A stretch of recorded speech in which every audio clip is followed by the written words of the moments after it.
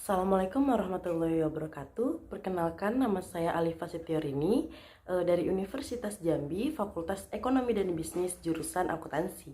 Di sini saya akan menjelaskan mengenai perhitungan pajak penghasilan pasal 21 bagian 2. Nah, yang pertama, kita akan membahas mengenai perhitungan gaji karyawati. Di sini saya sudah menyiapkan satu contoh, yaitu Tanti Agustin adalah seorang karyawati dengan status menikah tanpa anak, bekerja pada PT Dharma Utama dengan gaji sebulan 8.500.000.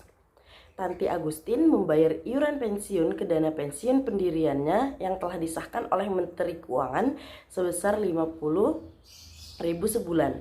Berdasarkan surat keterangan dari pemerintah daerah atau Pemda tempat Tanti Agustin berdomisili yang diserahkan kepada pemberi kerja, diketahui bahwa suaminya tidak mempunyai penghasilan apapun. Pada bulan Juli 2016, selain menerima pembayaran gaji, juga menerima pembayaran atas lembur sebesar 2 juta. Perhitungan pajak penghasilan pasal 21 bulan Juli 2016-nya adalah sebagai berikut. Nah, kita masuk ke pembahasannya. Yang pertama dibahas adalah gaji sebulannya ditambahkan dengan uang lemburnya atau overtime-nya, itu ada menghasilkan penghasilan bruto satu bulannya sebesar 10.500.000.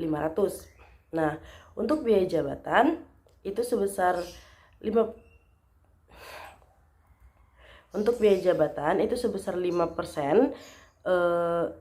setelah itu dikurangi lagi dengan iuran pensiunnya. Nah, kita mendapatkan pengurangannya itu sebesar 550.000. Nah, untuk penghasilannya itu sebulannya berarti Tina Agustin tadi hanya penghasilan itu sebulannya adalah 9.950.000. Nah, untuk penghasilannya itu dalam setahunnya itu adalah 9.950.000 tadi dikali dengan 12, hasilnya adalah 119.400.000. Nah, untuk PTKP-nya karena dia sudah menikah, jadi total PTKP-nya adalah 58.500.000. Nah, untuk penghasilan kena pajaknya yaitu dikurangi dari penghasilannya itu setahun dikurang dengan PTKP-nya sebesar 58.500.000 tadi, hasilnya adalah yang kena pajak itu adalah 60.900.000. Nah, untuk PPh pasal 21 setahunnya itu dikenakan tarif 5%. Untuk yang 50 juta, jadi untuk setahun itu sebesar 2.500.000. Nah, untuk yang 10.900.000-nya itu dikenakan tarif 15%, yaitu sebesar 1.635.000. Nah, jadi total PPh setahunnya itu adalah 4.135.000. Nah, dibagi lagi untuk per bulan yaitu sebesar 344.583.333 perak. Nah, selanjutnya kita akan membahas mengenai perhitungan gaji pindah tugas. Kita lihat contoh di sini, itu adalah Jupri yang berstatus belum menikah adalah pegawai pada PT Gulita di Jakarta. Sejak 1 Juni tahun 20XX dipindah tugaskan ke kantor cabang di Bandung. Dan pada 1 Oktober 20XX dipindahkan tugas lagi ke kantor cabang di Garut. Nah, gaji Jupri sebesar 5 juta dan pembayaran iuran pensiun yang dibayar sendiri sebulan sejumlah 100.000 selama bekerja di PT Gulita tersebut. Jupri hanya menerima penghasilan berupa gaji saja, jadi nggak ada uang lembur, overtime dan yang lain-lainnya. Nah, baik, kita akan di sini akan mulai pembahasannya dari kantor pusat yang ada di Jakarta. Nah, untuk gaji selama di Jakarta itu hanya karena bekerja hanya 5 bulan, jadi gajinya adalah 25 juta. Nah, pengurangannya seperti biasa dikurangi dengan biaya jabatan dan juga iuran pensiunnya. Nah, sehingga penghasilannya itu dalam 5 bulannya adalah 23.250.000. Nah, untuk penghasilan neto setahunnya itu dia perhitungannya adalah 12 dibagi 5 dikali dengan 23.250.000, menghasilkan penghasilan neto setahunnya adalah 55.800.000. Nah, untuk PTKP setahun karena dia belum nikah jadi dikenakan PTKP sebesar 54 juta. Nah, untuk penghasilan kena pajaknya itu adalah sebesar 1.800.000 dari penghasilan neto setahun dikurangi dengan PTKP-nya. Nah, untuk PPh pasal 21 yang terutang dalam setahun itu dia dikenakan tarif 5% yaitu sebesar 90.000 dalam 1 tahun. Nah, untuk PPh pasal 21 terutang Januari sampai dengan Mei itu adalah perhitungannya adalah 90.000 dikali dengan 12 per 5. Nah, hasilnya adalah 37.500. Untuk PPh pasal 21 yang sudah dipotong pada masa Januari sampai dengan Mei 20XX adalah perhitungannya 5 dikali 7.500 rupiah. Nah, di sini PPh pasal 21 kurang atau lebih dipotong itu nihil ya. Nah, untuk catatannya di sini PPh pasal 21 yang telah dipotong pada bulan Januari sampai dengan Mei untuk setiap bulannya adalah yang 90.000 dibagi dengan 12, itulah hasilnya 7.500 tadi. Nah, untuk pengisian bukti pemotongan PPh pasal 21 di kantor Jakarta, kita lihat di sini gajinya tadi 25 juta dikurangi dengan pengurangannya. Terus penghasilan neto 5 bulannya adalah 23 juta, penghasilan neto setahunnya 12 juta. 12 dibagi 5 dikali dengan 23.250.000. Untuk PTKP setahunnya itu sebesar 54 juta dan penghasilan kena pajak setahunnya adalah 1.800.000 tadi. Nah, disetahunkan itu 5% untuk PKP-nya itu adalah 90.000.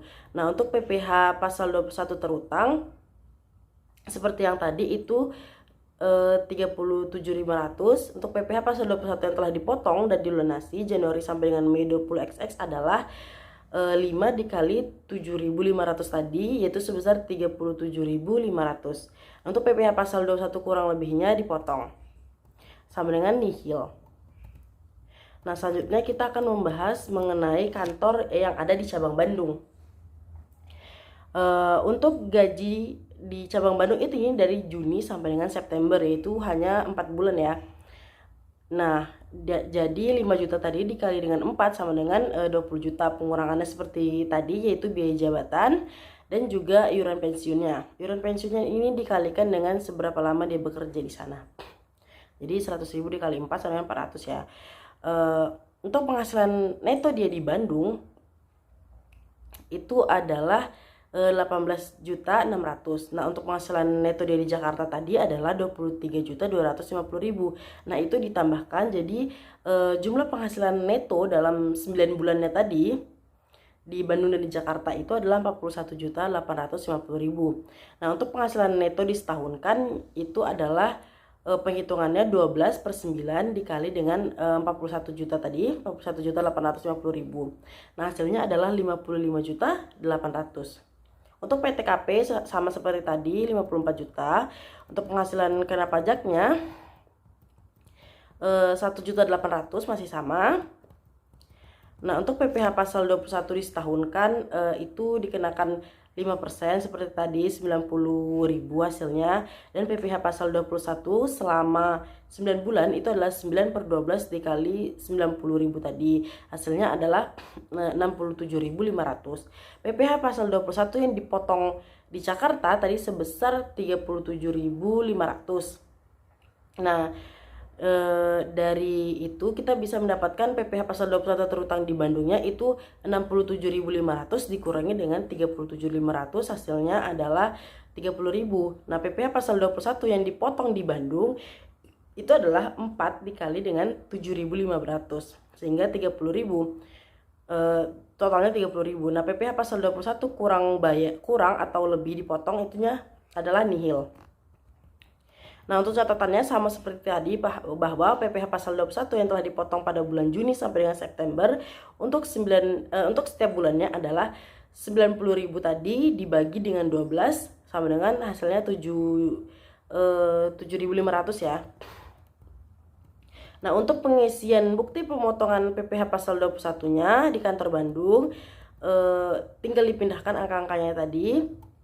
Gajinya 20 juta, dikurangi dengan biaya jabatan, iuran pensiun, ada penghasilan neto di Bandung, penghasilan neto di Jakarta, jumlah penghasilan neto dia selama 9 bulan dan juga penghasilan neto setahunnya dikurangi dengan PTKP, habis itu penghasilan yang dikenakan pajak setahunnya berapa, terus PPh pasal 21 yang disetahunkannya itu dikenakan tarif 5% ya tadi, dikali dengan 1.800.000 kan 90.000 tadi. Nah, untuk PPh pasal 21 yang terutangnya tadi kan untuk 9 bulan itu 57.500 ya. Nah, untuk PPh pasal 21 yang telah dipotong dan dilunasi tadi itu yang di Jakarta sudah dilunasi 37.500 dan di Bandung kini dilunasi lagi 30.000. Nah, jadi total dia udah membayar pajak itu sebesar 67.500 untuk 9 bulan itu. Nah, untuk PPh pasal 21 kurang atau lebih dipotongnya itu nihil ya. Nah, untuk kantor cabang di Garut, berarti itu gaji dari bulan Oktober sampai dengan Desember, hanya 3 bulan ya. Jadi gajinya itu hanya sebesar 15 juta, dikurangi dengan pengurangannya seperti biasa biaya jabatan dan juga iuran pensiunnya. Ada penghasilan neto di Garutnya tadi sebesar 13.950. Penghasilan neto di Bandung tadi 18.600. Sedangkan penghasilan neto di Jakarta tadi adalah 23.250.000. Jadi jumlah penghasilan neto dalam setahunnya adalah 55.800. Nah, dikurangi dengan PTKP-nya sebesar 54 juta. Untuk penghasilan kena pajak disetahunkan itu adalah 1.800.000. Nah, untuk PPh pasal 21 terutang setahun 5%, itu dikali dengan 1.800.000, dapatlah tadi 90.000 ya. Untuk PPh pasal 21 terutang di Jakarta dan Bandung sesuai dengan form yang di Jakarta dan Bandung tadi adalah 67.500. Nah, untuk PPh pasal 21 yang terutang di Garutnya berarti adalah 3/12 dikali dengan 90.000. Nah, jadi totalnya adalah 22.500. PPh pasal 21 sebulan yang harus dipotong di Garut adalah dari 22.500 tadi dibagi menjadi 3, yaitu setiap bulannya membayar 7.500 ya. Untuk pengisian bukti pemotongan PPh pasal 21-nya yang ada di kantor Garut adalah sebagai berikut, yaitu gaji dia bulan Oktober sampai dengan Desember 15 juta. Pengurangannya seperti biasa biaya jabatan dan iuran pensiunnya. Setelah itu penghasilan neto di Garutnya berapa, penghasilan neto di Bandungnya berapa, dan juga penghasilan neto di Jakartanya berapa. Nah, dari total itu kita mendapatkan jumlah penghasilan netonya dia dalam 1 tahun. Untuk PTKP setahunnya itu karena dia belum menikah juga masih 54 juta dan penghasilan kena pajaknya adalah hanya sebesar 1.800.000. Untuk PPh pasal 21 terutang setahun dikenakan tarif 5% yaitu sebesar 90.000. PPh pasal 21 telah dipotong di Jakarta dan di Bandung sesuai dengan form. Nah, itu tadi sebesar 67.500 ya. Nah, untuk PPh pasal 21 yang telah dipotong dari yang dia bekerja di Garut yang selama 3 bulan itu berarti 3 bulan dikali dengan 7.500. Nah, hasilnya adalah 22.000. Dan PPh pasal 21 yang telah dipotong dalam setahunnya adalah 90.000. PPh pasal 21 kurang atau lebih dipotongnya nihil karena sudah pas 90.000.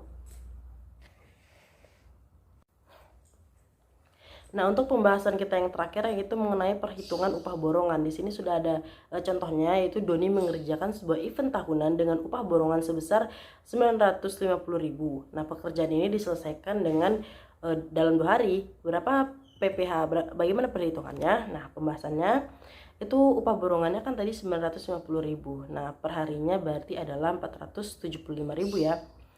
Nah, upahnya itu dikenakan PTKP sebesar 450.000. Nah, jadi yang dikenakan pajak hanya yang 25.000. Nah, PPh pasal 21 yang terutangnya adalah 2 dikali, perhitungannya adalah 2 dikali 5% dikali dengan 25.000, hasilnya adalah 2.500 untuk PPh 21 terutang dari upah borongan ini. Sekian yang dapat saya jelaskan. Mohon maaf jika ada kekurangan. Saya ucapkan terima kasih. Wassalamualaikum warahmatullahi wabarakatuh.